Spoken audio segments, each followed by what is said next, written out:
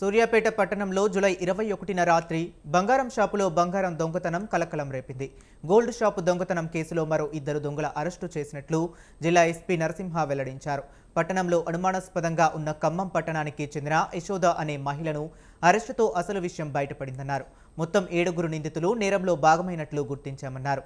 సాంకేతిక ఆధారాలతో ఈ కేసులో దొంగలను గుర్తించి మరో 2ని అరెస్టు చేశామని ఎస్పీ తెలిపారు.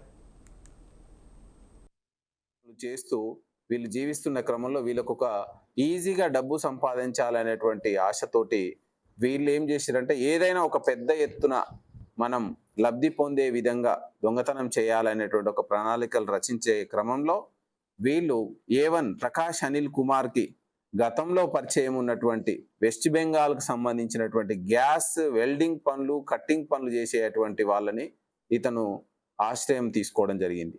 ఇదే కాకుండా మనం ఇక్కడ అఫెన్సులు చేసి మన దేశానికి పారిపోయినట్లయితే మన దేశం నుంచి వీళ్ళు మనల్ని పట్టుకరాలేరు అనేటువంటి ఉద్దేశంతో నేపాల్ నుంచి కూడా ఒక 2ని పిలిపించుకోవడం జరిగింది.